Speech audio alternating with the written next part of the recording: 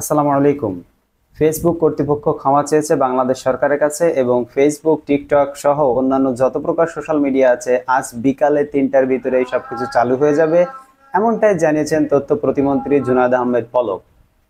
ডাক, টেলিযোগাযোগ ও তথ্য প্রযুক্তি প্রতিমন্ত্রী জুনায়েদ আহমেদ পলক জানিয়েছেন, ক্ষমা চাওয়ায় ফেসবুক খুলে দেওয়া হচ্ছে, আগামীতে সতর্ক থাকার পরামর্শ দেওয়া হয়েছে।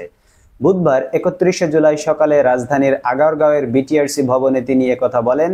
জুনায়েদ আহমেদ পলক বলেন, ফেসবুক, টিকটক, ইউটিউবের কার্যক্রম বুধবার ৩১শে জুলাই বিকেলের মধ্যে চালু হবে।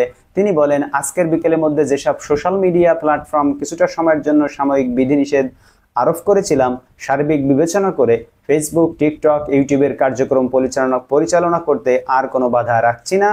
আমরা নির্দেশনা দিয়ে দিয়েছি, আশা করছি আজকের মধ্যে সবগুলো সোশ্যাল মিডিয়া চালু হয়ে যাবে।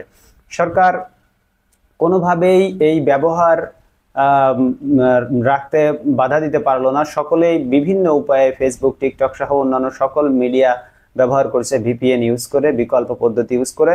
তো অবশেষে ফেসবুক ক্ষমা চাওয়ায় অন্যান্য সোশ্যাল মিডিয়া সহ মেটার যে ফেসবুক, ইনস্টাগ্রাম, হোয়াটসঅ্যাপ, মেসেঞ্জার যতগুলো প্রোডাক্ট আছে সবগুলো সোশ্যাল মিডিয়ায় আজ বিকাল ৩টার ভিতরেই চালু হয়ে যাবে বলে আশা করা যাচ্ছে। ধন্যবাদ সবাইকে ভিডিওটি দেখার জন্য। ভিডিওটি শেয়ার করে দিন আপনার সেই বন্ধুকে যে বন্ধু উদ্বিগ্ন ছিল কখন ফেসবুক আসবে, কখন ইউটিউব আসবে। ধন্যবাদ আবারও।